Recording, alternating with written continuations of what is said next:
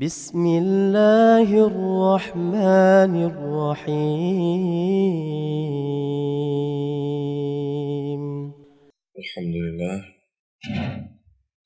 الحمد لله حمدا كثيرا طيبا مباركا فيه مباركا عليه كما يحب ربنا ويرضى وأصلي وأسلم على نبينا الكريم محمد وعلى آله وأصحابه ومن تبعهم بإحسان إلى يوم الدين. Saudara-saudaraku kaum muslimin dan kaum muslimat, sahabat pendengar Radio Syartit Aceh 96,1 FM di mana saja yang bisa mendengarkan radio kami. Rasulullah sallallahu alaihi wasallam menyebutkan di dalam hadisnya, adinu nasihah. Qulna liman qala lillahi wa li kitabihi wa li rasulihi wa li a'immatil muslimina wa ammatihim. Agama itu adalah nasihat. Kemudian Rasulullah ditanya, kepada siapa nasihat tersebut ya Rasulullah? Kemudian Nabi menjawab, untuk Allah, untuk Rasulnya, untuk kitabnya, untuk pemimpin muslimin, dan juga kepada masyarakatnya. Ketika permasalahan ini hidup di tengah masyarakat, insya Allah semuanya akan berjalan dengan baik ketika setiap orang melazimkan dan menundukkan dirinya kepada nasihat-nasihat yang datang dari Allah dan nasihat-nasihat yang datang dari Nabi sallallahu alaihi wasallam. Ada sebuah nasihat yang sangat berharga yang disebutkan oleh Syekhul Islam rahimahullah ketika terjadi fitnah, dan mudah-mudahan itu menjadi acuan dan pegangan untuk kita semuanya agar menghadapi fitnah dalam keadaan kita terselamatkan dari fitnah itu sendiri. Kata beliau rahimahullah, fafil jumlati ahlus sunnati yajtahiduna fi ta'atillah wa rasulih bihasbil imkan.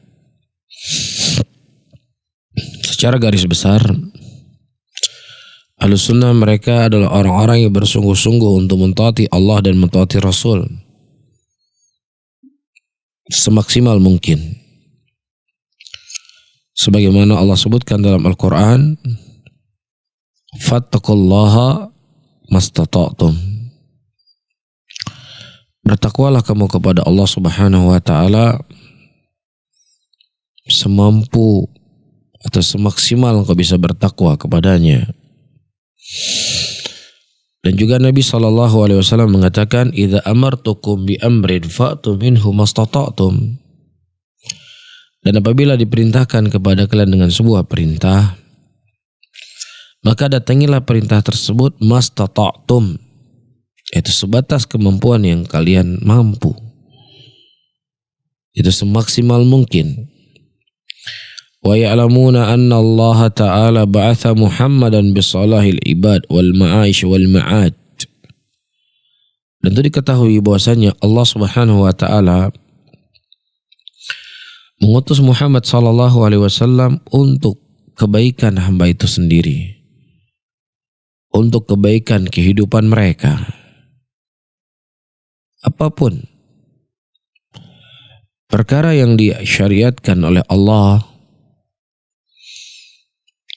disampaikan oleh Nabi Muhammad sallallahu alaihi wasallam, tidaklah kecuali di dalamnya ada kebaikan untuk manusia itu sendiri. Allah yang menciptakan kita,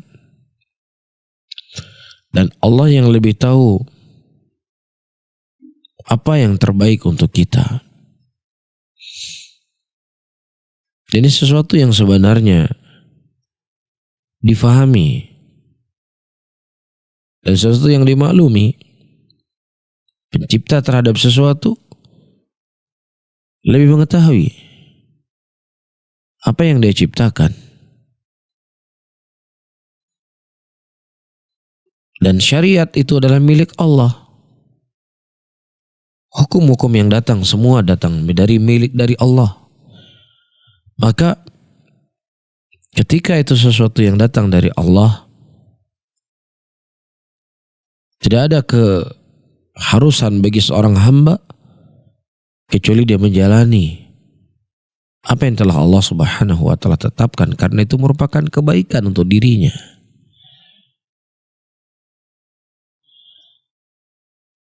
Wa annahu amara bis salah, dan Nabi SAW memerintahkan untuk selalu berbuat baik dan melarang untuk berbuat kerusakan. Dan apabila perbuatan di dalamnya ada kebaikan dan kerusakan, maka dia melihat yang paling kuat di antara keduanya. Apakah dia melakukan kebaikan tersebut atau dia menghindari dari kejelekan? Mana yang lebih memberikan manfaat? فَإِذَا قَانَ الصَّلَحُ أَكْثَرْ مِنْ فَسَادِهِ. Nah, kalau seandainya kebaikan itu lebih banyak didapatkan dari kejelekannya, maka dia memilih untuk melakukannya. وَإِذْ كَانَ فَسَادُ أَكْثَرْ مِنْ صَلَحِهِ. Dan kalau seandainya kejelekan yang muncul itu lebih banyak daripada kebaikan, maka dia tinggalkan kebaikan tersebut untuk menghindar dari kemudaratan yang lebih besar. Fa inna Allah Ta'ala ba'atha Rasulahu sallallahu alaihi wasallam bi tahsil masalih wa takmiliha. Sesungguhnya Allah mengutus Nabi Muhammad sallallahu alaihi wasallam untuk mendapatkan kebaikan dan kesempurnaan. Wa ta'tilul mafasid wa taqliluha, dan membatalkan daripada kerusakan-kerusakan atau menyedikitkan kerusakan tersebut. Nah, fa in tawalla khalifah min khulafa ka Yazid wa Abdul Malik wal Mansur wa ghairihim, fa imma yuqal yajib man'uhu min al-wilayah wa qitaluhu hatta yuwali ghairuhu kama yaf'alu min man yara as-sayf, fa hadha ra'yun fasidun. Ketika seorang pemimpin menjadi pemimpin sebuah negeri, dicontohkan seperti Yazid, seperti Abdul Malik, seperti Mansur atau lain sebagainya. Kalau seandainya ada yang mengatakan wajib untuk kita cegah dia dari perwaliannya atau dari kepemimpinannya, dan kita merangi mereka sampai ada orang lain yang melakukannya, atau ada orang lain yang memimpin selain orang ini, sebagaimana orang-orang yang mereka mengangkat pedang kepada pemimpin-pemimpin mereka, maka ini merupakan ro'yu yang fasid. Karena maslahat yang dia dapatkan itu masih wahmiyah, tetapi mudarat yang akan muncul dari hal yang dilakukan itu sudah jelas. Ketika seseorang melihat kepemimpinan sebuah atau seorang pemimpin yang menurut dia ini adalah pemimpin yang begini, dan begini, kezaliman, kecurangan, mendukung ini, dekat dengan sana, dekat dengan sini, beraneka ragam hal yang muncul, yang kemudian dia menginginkan untuk naik pemimpin yang lain. Nah, naiknya pemimpin yang lain yang menurut dia itu adalah maslahat, ada kebaikan, tetapi wallahi kebaikan itu masih wahmiyah. Kebaikan itu masih tersamarkan. Bisa saja yang baik yang sama, atau bahkan mungkin akan dapat lebih parah. Tetapi pergerakan yang dilakukan, ya, memberontak kepada pemimpin yang sah, itu mafsadahnya sudah pasti jelas. Hilang nyawa, ya, hilang rasa keamanan, itu sudah pasti jelas akan didapatkan. Nah, maslahat tadi belum tentu dia dapatkan. Nah, kalau seandainya misalnya dia mendapatkan maslahat, nanti dia pastikan. Tapi maslahat yang dia pastikan itu dia dapatkan tidak sebanding dengan kemudaratan yang muncul dari pemberontakan itu sendiri. Para hadirin dan hadirat sahabat pendengar radio siar TET Aceh 96,1 FM. Ketika di zaman Utsman bin Affan radhiyallahu taala anhu, tidak ada keinginan di antara mereka pada waktu itu untuk mengangkat pedang. Tidak ada di antara mereka dengan niat untuk membunuh Utsman. Tetapi mereka hanya mengepung Utsman bin Affan agar bisa mundur dari kekhalifahannya. Atau istilah di zaman sekarang, demonstrasi damai. Ya. Dari hal yang menunjukkan perkara tersebut, sahabat-sahabat Rasulullah Sallallahu Alaihi Wasallam yang tinggal di kota Madinah, pada waktu itu sebagian mereka tidak ikut terjun, dalam arti kata tidak menghalangi dan juga tidak berbuat apapun. Bukan mereka membiarkan, tidak, tapi mimbab untuk menjauhi diri dari fitnah. Dan yang kedua, mereka tidak sampai berpikir kalau seandainya hal yang mereka lakukan itu sampai terbunuh Utsman bin Affan. Ya. Nah, sesuatu yang tadinya muncul damai, ya mungkin orang sudah lelah, sudah capek berhari-hari, ya akhirnya emosinya akan lebih jauh dibandingkan dengan ilmu yang dia punya. Akhirnya terjadilah apa yang terjadi. Nah, kalau seandainya dia menisbatkan itu kepada Islam, maka tidaklah datang Islam kecuali untuk menghilangkan kejelekan dan untuk mendapatkan maslahat, dengan cara tidak memunculkan kemudaratan yang lebih besar, tidak memunculkan mafsadah yang lebih agung.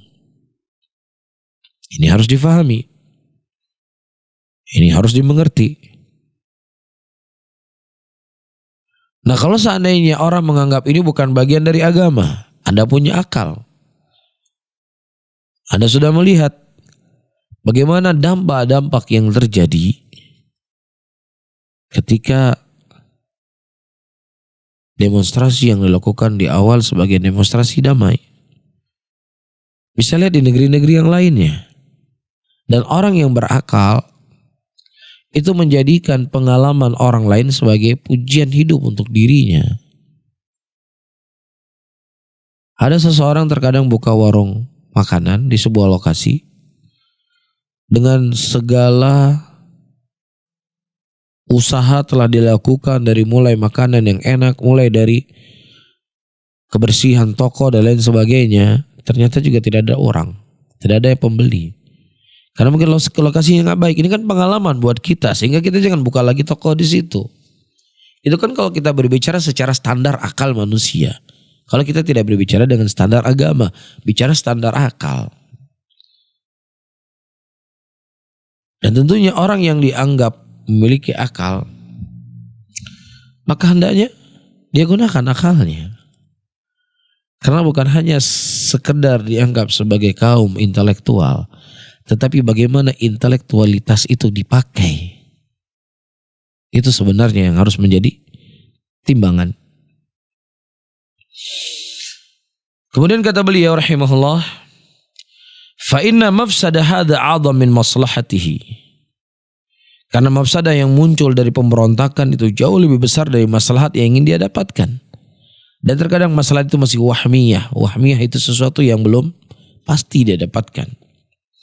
Wa qala man kharaja 'ala al-imam dhi sultan illa kana ma tuwallat ala fi min syari' a'zam mimma tuwallat min al-khair. Dan sedikit orang-orang yang mereka keluar dari pemimpin yang sah, kecuali akan melahirkan dari perbuatannya tersebut kejelekan yang lebih besar dari apa yang dia munculkan dari kebaikan tersebut. Kalladzina kharaju ala Yazid bil Madinah. Seperti orang-orang yang keluar dari pemerintahan Yazid di Madinah. Dan seperti orang-orang yang keluar dari Abdul Malik di Irak yang dipimpin oleh Ibnu Ash'ath. Dan yang semisal dengan mereka. Wa ghayatu haula imma ayyughlabu wa imma ayaghlibu. Thumma yazulu mulkuhum fala yakun lahum aqibah. Jadi kemungkinannya bisa mereka yang melakukan pemberontakan hilang, ya, yang musnah, yang habis, atau mereka menang. Nah, ketika mereka menang muncul masalah baru. Setiap orang paling berhak untuk mendapatkannya. Ya, nah akhirnya dia naik akan dilakukan oleh orang yang lain kepadanya. Jadi nggak menyelesaikan masalah.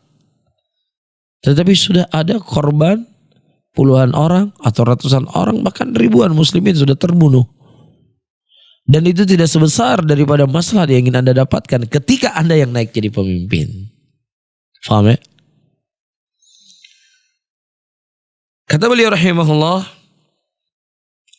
fa inna Abdullah bin Ali wa Abul Muslim huma alladhani qatala khalqan kathiran. Ya. Pada waktu itu Abdullah bin Ali dan Abu Muslim keduanya membuat peperangan yang kemudian dia jadi pemimpin dari peperangan yang dimenangkan tersebut. Ternyata datang pemimpin orang yang lainnya membunuh dia. Akhirnya melahirkan kejelekan dan kejelekan. Dan juga terjadi di zaman sekarang. Wahai saudara-saudaraku yang Anda dianggap sebagai kaum intelektual, gunakan intelektualitas Anda. Ya. Berapa banyak negara-negara yang ada di sekeliling kita. Ya, diturunkan satu pemimpin, naik yang lainnya. Sudah naik yang lainnya, yang diharapkan tiba-tiba ya dikudeta oleh yang lainnya lagi. Meninggal sekian orang. Kemudian muncul lainnya lagi, kudeta lagi yang ini, meninggal lagi sekian orang. Apakah ini sikap keadilan dan akal menurut akal sehat? Saya rasa kita yang bukan anak kuliahan, ya tidak dianggap sebagai kaum intelektual. Saya rasa cukup tamat SD bisa berpikir dengan akal yang sehat. Kalau ini tidak bisa memberikan kebaikan, bahkan kemudaratan yang akan muncul. Ya, dan terjadi. Orang-orang yang dulu mendemo pemimpin karena tidak keadilan dan lain sebagainya, akhirnya hari ini dia sendiri yang didemo oleh orang yang lainnya. Dan Anda yang suka demo hari ini akan didemo oleh orang yang lainnya. Begitulah sunnah akan lahir pada diri Anda. Jalan-jalan kejelekan itu akan terjadi pada Anda. Apakah itu akan menyelesaikan permasalahan? Gunakanlah intelektualitas Anda dalam berpikir. Saya tutup. Pada waktu itu Al-Imam Hasan Al-Basri rahimahullah memberikan sebuah nasihat yang sangat berharga. Inna Hajjat adzabullah. Sesungguhnya Hajjat, itu pemimpin yang zalim pada waktu itu, merupakan azabnya Allah. Fala tadfa'u adzaballah biaidikum. Maka jangan kalian menolak azabnya Allah dengan tangan-tangan kalian. Walakin alaikum bil istiqanah wa tadarru. Tetapi hendaknya kalian dalam keadaan menundukkan diri kalian kepada Allah Subhanahu wa taala. Karena Allah mengatakan, walaqad akhadnahum bil adab famastakanu li rabbihim wa ma yatadarraun. Al-Imam Hasan Al-Basri berkata, menukilkan firman Allah Subhanahu wa taala, dan sesungguhnya kami telah menimpakan azab kepada mereka. Bisa azab itu berupa bencana alam, bisa saja azab itu berupa pemimpin yang zalim. Maka mereka tidak tunduk kepada Tuhan mereka, dan tidak pula mereka memohon untuk merendahkan diri. Jadi kapan Allah memberikan azab?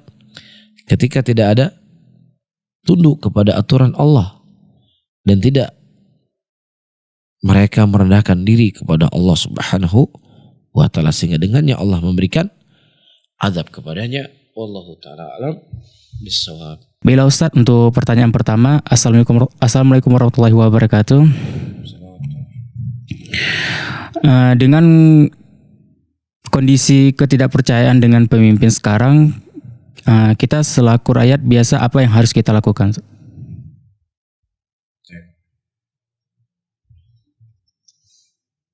Saudara-saudaraku kaum muslimin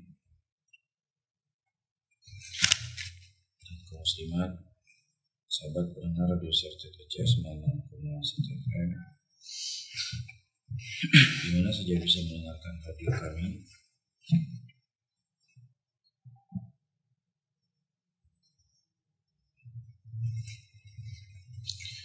di mana saja bisa mendengarkan radio kami, telah datang ayat-ayat Al-Quran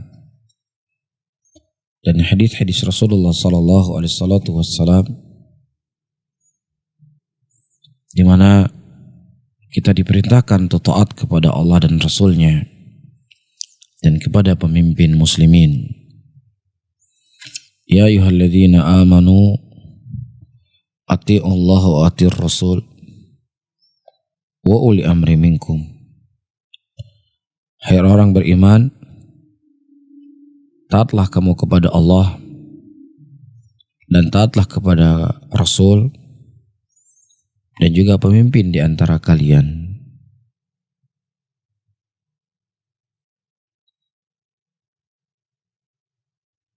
Kalau kita berbicara tentang masalah pemimpin yang ideal,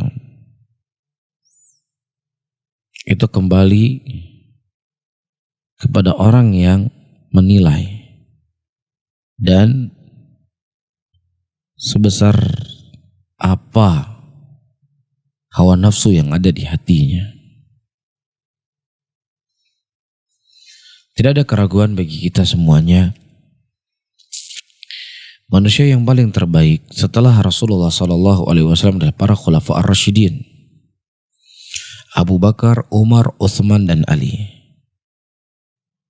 Mereka adalah manusia yang terbaik dengan nasul Quran dan nasul sunnah Nabi Sallallahu Alaihi Wasallam.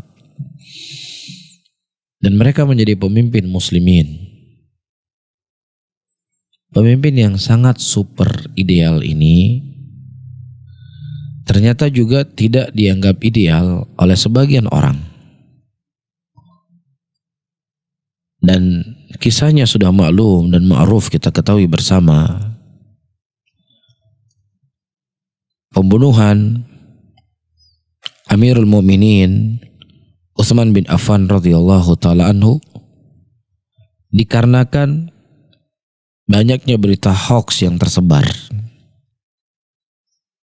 Banyaknya berita-berita dusta yang tersebar pada waktu itu dalam keadaan tidak ada Facebook, kenali Islam, tidak ada Instagram, tidak ada Twitter, tidak ada WhatsApp yang bisa mengirim pesan yang langsung dibaca oleh ribuan orang. Tidak ada. Tetapi hoax pada waktu itu luar biasa memberikan dampak jelek. Di antara hoax yang tersebar pada waktu itu, surat yang ditandatangani oleh Aisyah radhiyallahu taala anha, yang mana Aisyah menulis untuk orang-orang menurunkan pemimpin yang zalim ini, yaitu Utsman bin Affan, dari kepemimpinannya. Tersebar. Dan hoax ini diterima oleh orang Kufah, oleh orang Basrah, orang-orang yang jauh dengan ilmu. Tapi di kota Madinah hoax itu tidak terterima. Datang Masruq bin Ajda al-Hamdani al-Wadi'i kepada Aisyah radhiyallahu taala anha. Kemudian dia berkata, "Ya Aisyah, hal katabti?" "Oh ya Aisyah, apakah engkau yang menulis surat ini di mana engkau memerintahkan untuk menurunkan Utsman bin Affan?" Kata Aisyah radhiyallahu taala anha, "Aku tidak pernah menulis sesuatu hitam di atas putih semenjak engkau duduk di sini." Hoax. Dan itu diterima. Yang kemudian membangkit amarah masyarakat. Datang mereka berbondong-bondong mengepung rumah Utsman bin Affan radhiyallahu taala anhu. Pemimpin Anda hari ini, saya yakin, dan pemimpin sendiri juga faham, dia tidak sebaik Utsman bin Affan. Dia tidak semulia Ali bin Abi Thalib. Dia yakin sendiri. Nah, coba perhatikan, orang-orang yang mereka hidup di zaman itu ternyata juga tidak puas kepada Utsman bin Affan, kepada Ali bin Abi Thalib yang menurut mereka itu bukan pemimpin yang ideal. Ya, dan ternyata korban hoax. Ya, berita-berita yang diputar untuk kepentingan sebagian orang. Ya. Apalagi di zaman sekarang. Ya, hal yang begitu mudah mengakses berita, men-share berita. Tentunya hoax itu akan semakin mudah dikonsumsi oleh setiap orang.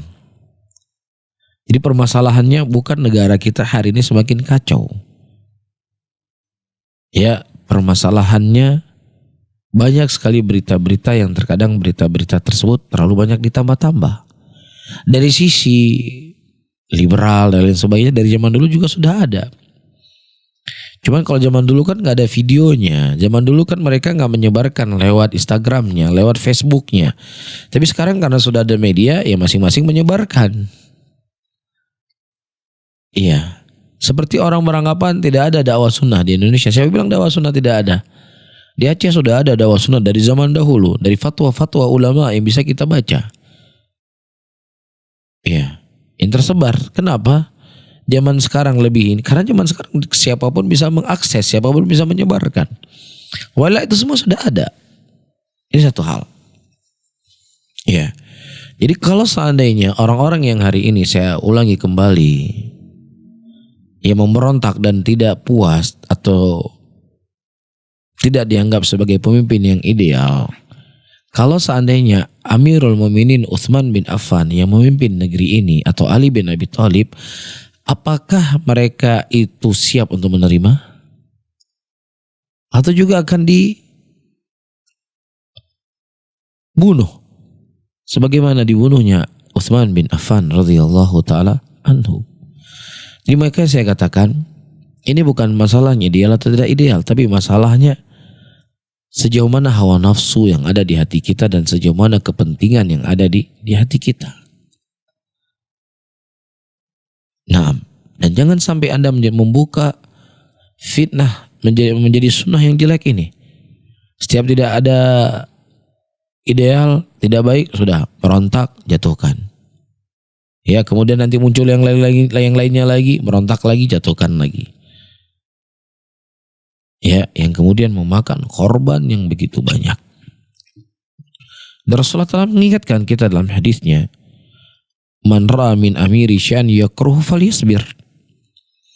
Barang siapa yang seseorang melihat sesuatu dari pemimpinnya yang tidak dia suka, kata Rasul, maka hendaknya dia bersabar. Nah, kalau seandainya pemimpinnya dia suka, ya dia bersyukur. Tapi karena pemimpin tersebut zalim, ya, begini dan begitu, makanya Rasulullah disuruh kita bersabar. Nah, adapun hadis man ra'a minkum munkara fayughayyiru biyadi, Anda jangan memahami hanya hadis ini saja. datang pengkhususan ketika kita melihat sesuatu dari pemimpin yang zalim, pemimpin yang tidak berhukum dengan hukum Allah, datang dalil yang khusus untuk kita bersabar. Ya, makanya disebutkan oleh Syekhul Islam Ibnu Taimiyah, Rasulullah Shallallahu Alaihi Wasallam memerintahkan untuk memerangi khawarij ahlul bidah dan bersabar dari pemimpin yang zalim. Dan ini dipraktekkan oleh para sahabat. Di zaman Ali bin Abi Thalib menasihati orang-orang khawarij melalui Abdullah bin Abbas, dan tidak bertobat di antara mereka itu diperangi. Dalam keadaan mereka salat, dalam keadaan mereka puasa, dalam keadaan mereka beribadah kepada Allah dengan ibadah yang sangat banyak, tapi diperangi oleh Ali. Dan berbeda kasus ketika di zaman Anas bin Malik. Ketika Anas bin Malik menghadapi pemimpin yang zalim pada waktu itu seperti Hajjaj bin Yusuf, beliau bersabar. Beliau tidak perangi seperti Ali memerangi Khawarij. Dan ini adalah murid Nabi SAW. Ya, ini murid Rasulullah yang mereka ambil dari hadis-hadis yang saya sebutkan tadi.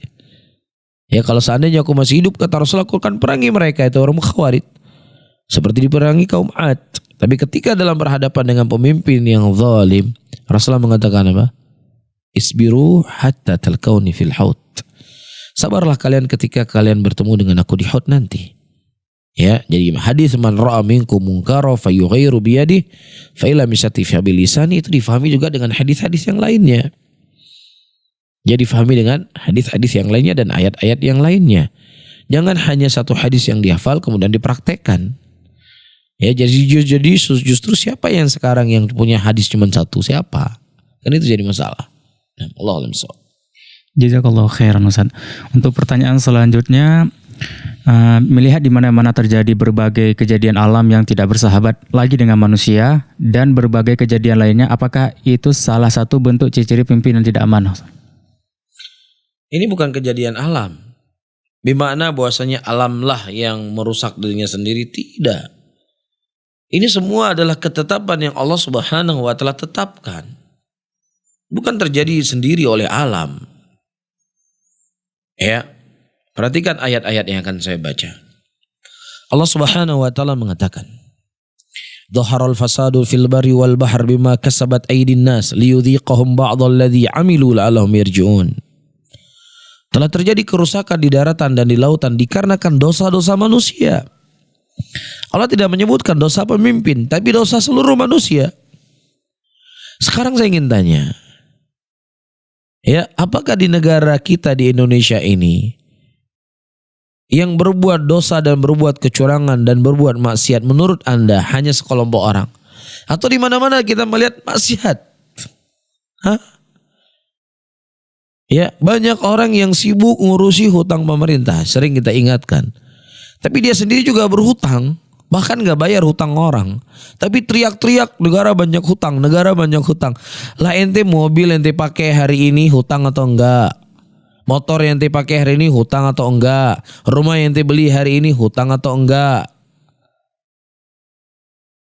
Hah? Pakai juga cara riba, sama. Ya, SK kantornya sudah di bank. Dia dapat gaji 5 juta, 2 juta kredit mobil, 2 juta kredit rumah, 500.000 kredit motor.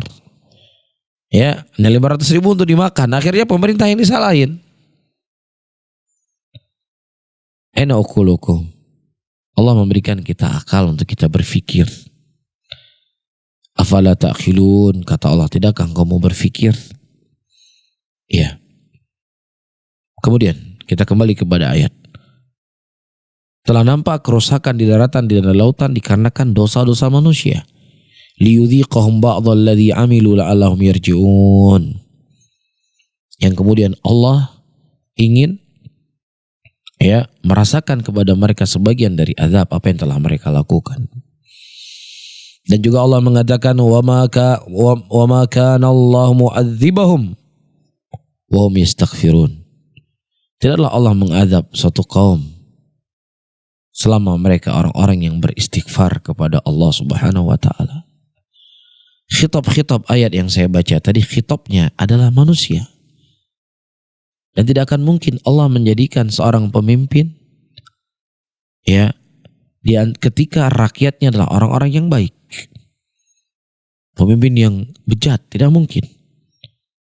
Tetapi pemimpin itu merupakan cerminan daripada rakyatnya. Bagaimana rakyatnya? Itulah yang jadi pemimpin. Zina sekarang di mana-mana. Zina di mana-mana. Ya, siapa yang melakukannya? Apakah presiden yang berzina? Hah? Siapa yang berzina? Masyarakat yang berzina di mana-mana. Jalan-jalan menuju kepada perzinaan itu begitu banyak.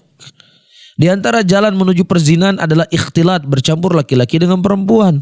Ketika ada acara waliman, dipisah ini laki-laki ini perempuan. Justru halah pisah-pisah.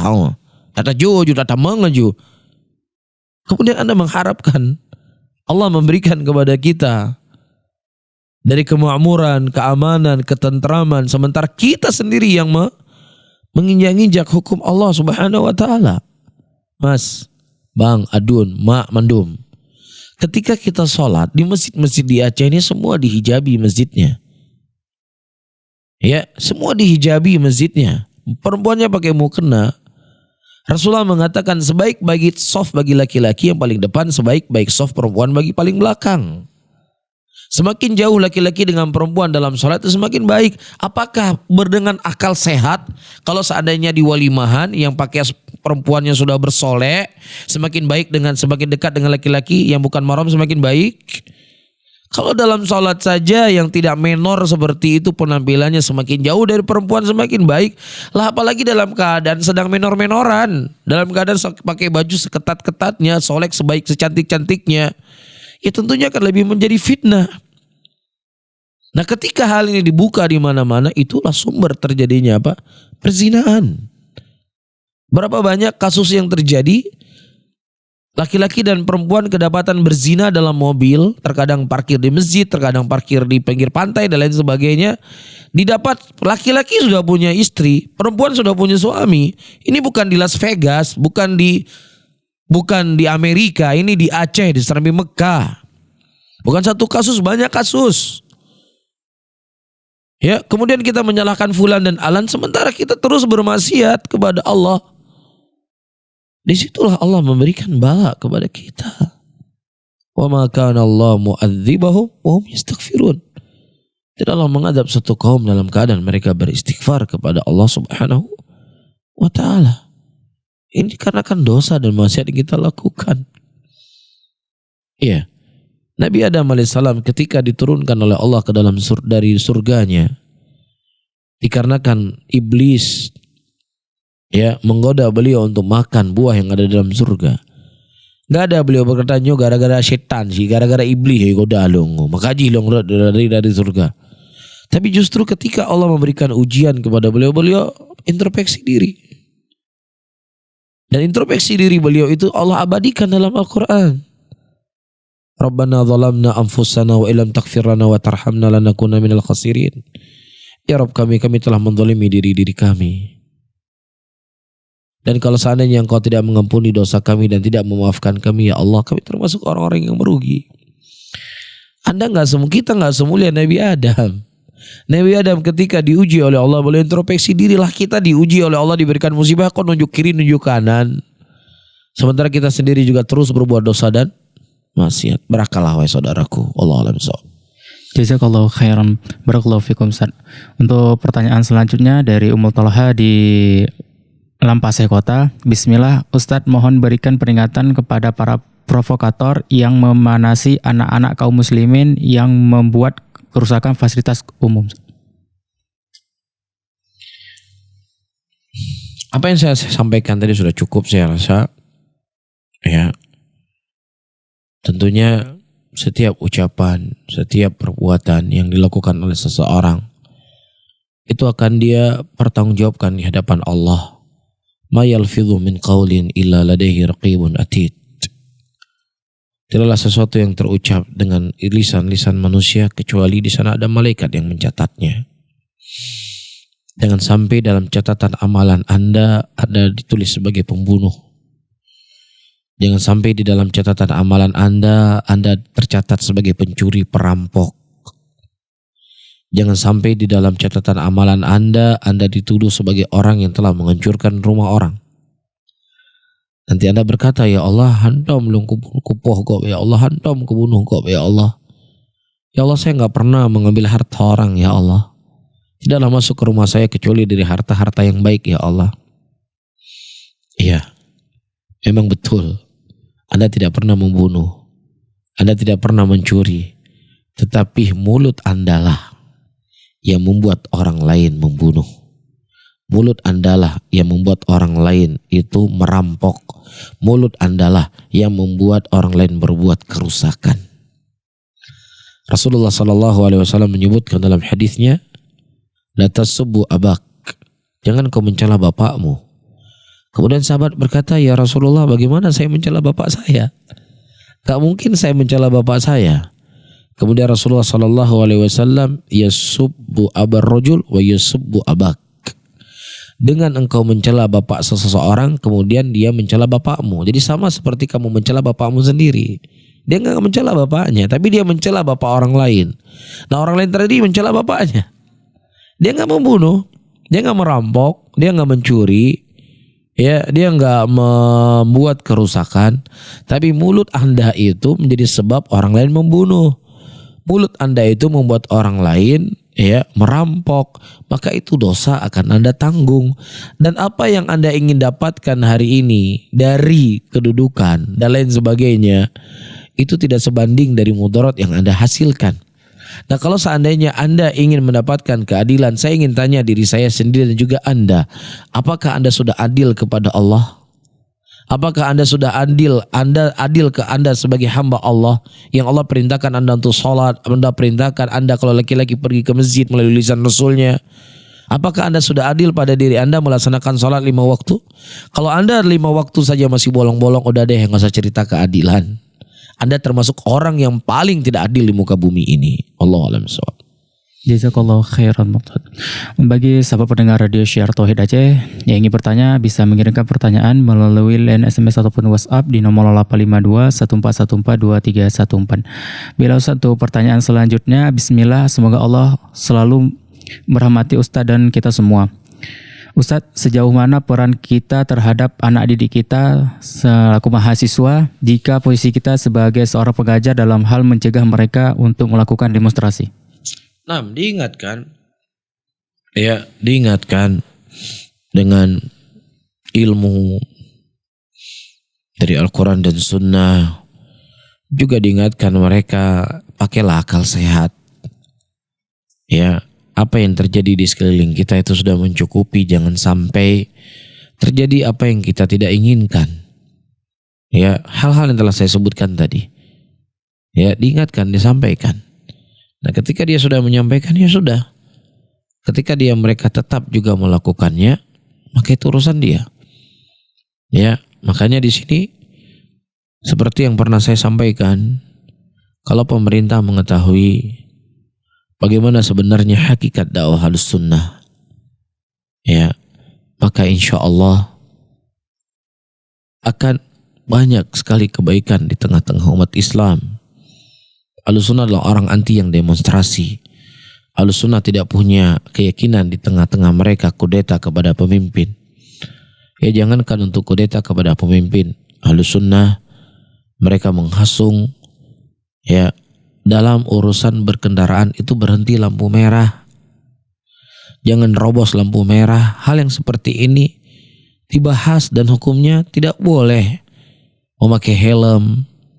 Hal-hal yang kecil yang itu bentuknya ada maslahat, kita katakan wajib taat kepada pemimpin. Apalagi sampai mau demonstrasi, mau bunuh-bunuhan dan lain sebagainya. Nah, kalau seandainya sampai ke telinga-telinga para pembesar di negeri ini tentang apa itu dakwah Ahlussunnah dengan bisikan-bisikan yang jelek, maka tentunya alangkah indahnya para sahabat pendengar radio Syiar Tauhid Aceh 96,1 FM, sebagaimana kerajaan Raja Najasyi, di mana Raja Najasyi ketika orang-orang muslimin pada waktu hijrah ke Najasyi, ke Habasyah, Kemudian datang utusan dari Abu Sufyan, ya, dalam keadaan Abu Sufyan belum muslim pada waktu itu, menceritakan tentang kebobrokan dan kejelekan tentang umat Nabi Muhammad ini. Mereka membenci Nabi Isa, mereka memecah belah umat, mereka telah membuat hal-hal yang baru dan lain sebagainya. Dan Raja Najasyi adalah raja yang sangat cerdas pada waktu itu. Dia tidak menerima mentah-mentah, tidak terima mentah-mentah. Tetapi dia panggil utusan yang dari muslimin untuk bertemu dengannya. Dia bertanya, apa sebenarnya ajaranmu? Sehingga terlalu banyak orang yang membicarakan tentang dirimu.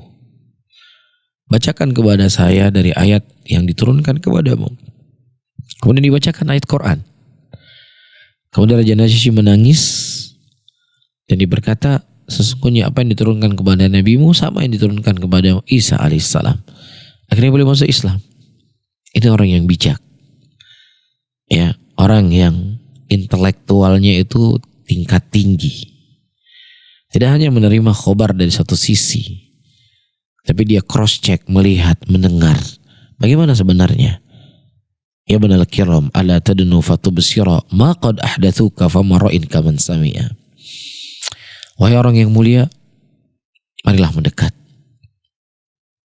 Khabar-khabar yang tersebar di sekitarmu, yang kau dengar dari telingamu, tidaklah orang yang mendengar itu sama dengan orang yang melihat.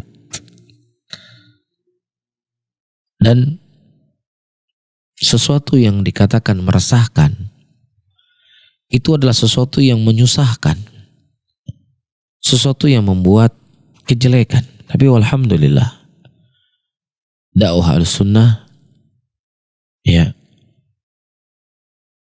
di mana-mana alhamdulillah diterima dakwahnya, disenangi oleh orang, berbondong-bondong orang mendengar kajiannya. Jadi dari sisi mana yang meresahkan itu, dari sisi mananya, dan siapa yang diresahkan itu harus difahami. Dari sisi mana meresahkan dan siapa yang diresahkan.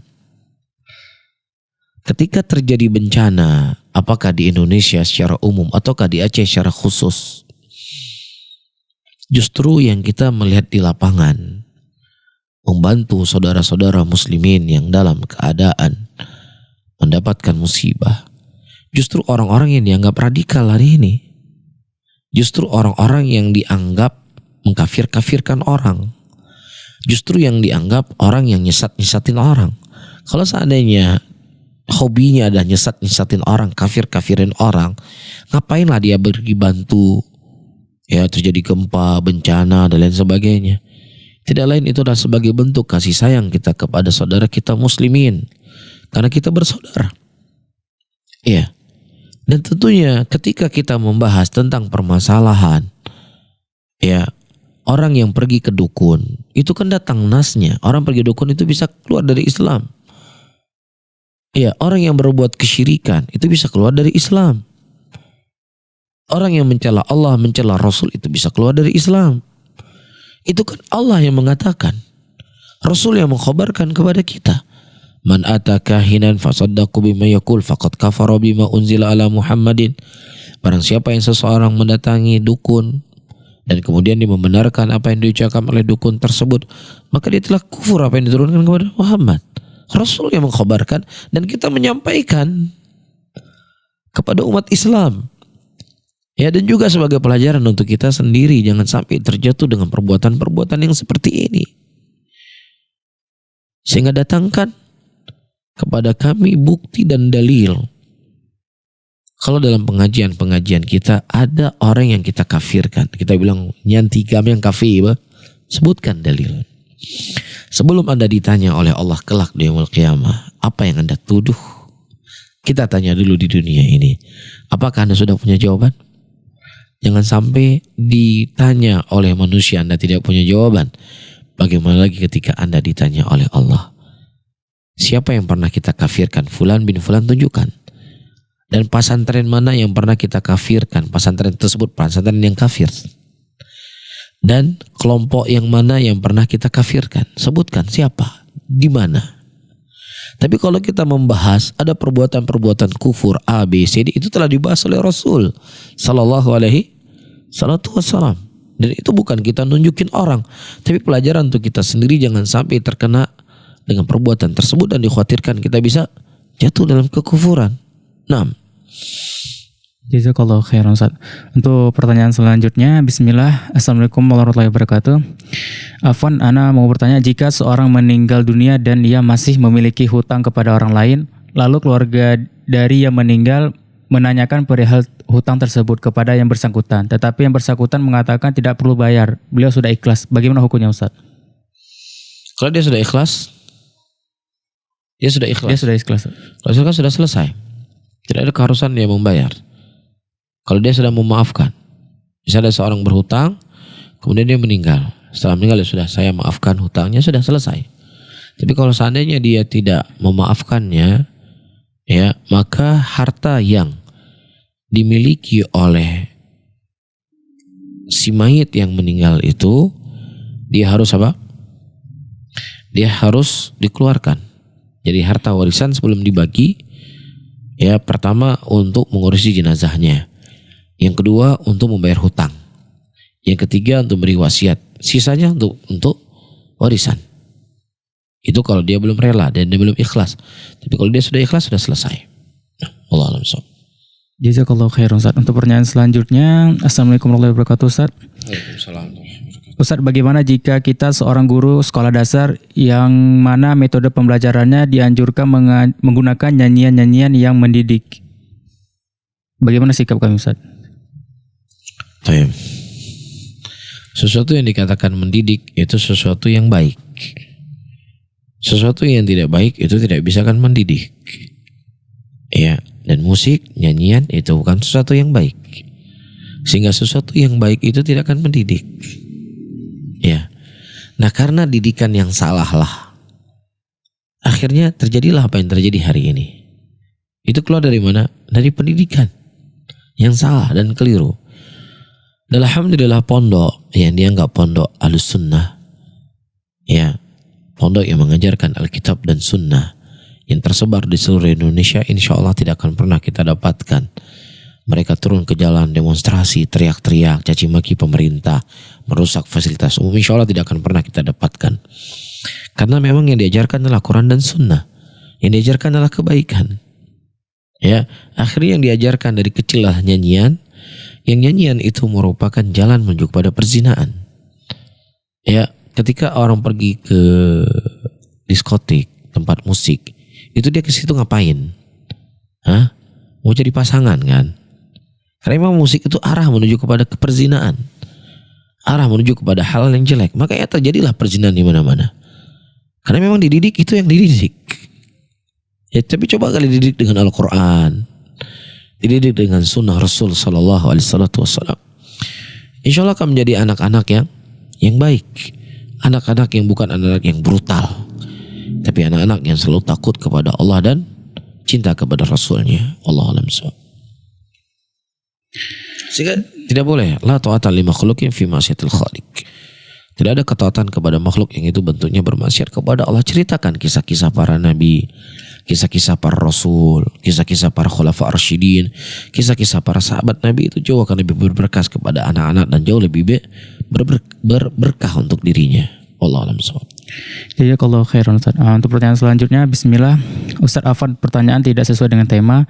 Ana mau tanya apa yang harus kita lakukan terhadap keluarga yang memutuskan silaturahmi karena kami katakan bahwa sepupu itu bukan mahram. Jika dia tidak bisa tinggal satu rumah dengan sepupunya, yang mana si perempuan tinggal seorang diri di rumah karena orang tuanya udah meninggal dan sepupu dari ikhwan dari kampung ke sini untuk sekolah dan menumpang di rumah dia. Dan kami katakan bahwa agama melarang untuk tinggal satu rumah dengan yang bukan mahram. Dan mereka tersinggung dan mengatakan bahwa kami yang memutuskan silaturahim. Setelah kejadian itu mereka memutuskan silaturahim dengan kami. Apa yang harus kami lakukan, Ustaz? Nah, ya begitulah kondisi muslimin hari ini, saudara-saudaraku muslimin, yang haram dianggap sebagai halal, yang halal dianggap sebagai haram. Bagaimana mungkin ada seorang wanita berumur 15 tahun tinggal serumah dengan laki-laki yang bukan mahramnya. Kemudian itu dijadikan sebagai perkara yang halal dan mengingkarinya dianggap sebagai haram. Ini kan itulah kondisi manusia hari ini. Kita melihat sekarang bagaimana apa istilahnya orang yang melakukan hubungan badan sedara. Kenapa? Karena itulah hal-hal yang dilarang oleh Nabi SAW, tidur satu selimut. Ya, laki-laki dengan perempuan yang mahram, adik kakak, nggak boleh tidur satu selimut. Karena tidur satu selimut tadi itulah dampak yang jelek. Ya, ketika kita menyelisih dari hadis Rasul Sallallahu Alaihi Wasallam, maka oleh karena itu bersabar. Tetap kita berbuat baik kepadanya, tetap kita menyapa, ya, kita doakan, dan itulah ujian menghadapi saudara-saudara kita muslimin yang terkadang ya masih jauh dari agama, sehingga sama-sama kita butuh belajar untuk memahami apa itu agama. Jazakallahu khairan Ustaz, barakallahu fikum. Untuk pertanyaan terakhir pada pagi yang berbahagia ini, beliau Ustaz, assalamualaikum warahmatullahi wabarakatuh. Ana seorang hamba Allah subhanahu wa ta'ala yang alhamdulillah baru menemukan hidayah setelah perjalanan dan proses panjang. Alhamdulillah sekarang ana yakin dan mencoba memegang jalan sunnah ini. Walaupun banyak rekan-rekan kantor dan keluarga yang mengatakan ana yang selain dari sunnah yang ingin ana tanyakan, di grup kantor dan grup tetangga sering mengabarkan bagaimana nasib buruk ke depan negara Indonesia. Jika tidak harus bergerak saat ini untuk melawan pemerintah, dan ditambah contoh-contoh negara muslim yang sudah dikuasai oleh Cina seperti Afrika, Uyghur, Malaysia, Mongol dan sebagainya. Penjajah oleh Cina akan menggunakan sistem ekspansi ekonomi yang mungkin negara kita akan menjadi Mongolia berikutnya. Menurut Ustadz, bagaimana kita menyikapi sebagai muslim yang baik dan menurut sunnah? Saudara-saudara kaum muslimin dan muslimat, kita berdoa dan memohon kepada Allah agar Allah Subhanahu wa taala memberikan taufik dan hidayah kepada kita untuk bersabar di atas sunnah, dan terkhusus kepada saudara yang bertanya. Yang kedua, sebenarnya masalahnya sudah kita bahas dari awal kajian kita. Ya, dari awal pembahasan yang telah kita bahas hari ini. Dan begitulah orang yang termakan hoax, sesuatu yang dia pikir negara akan dijajah begini dan begini, dan dia tidak tahu bagaimana dampak yang terjadi ketika dia melawan yang itu akan didapatkan sekarang ini. Ya, ini semua adalah berita hoax, ya, atau berita yang ditambah-tambah, atau berita-berita yang bisa terjadi dan bisa tidak terjadi. Tetapi ketika Anda memberontak, pembantaian, pembunuhan, peperangan itu sudah harus terjadi, itu belum? Itu sudah pasti terjadi. Iya, kenapa dia nggak mencontohkan?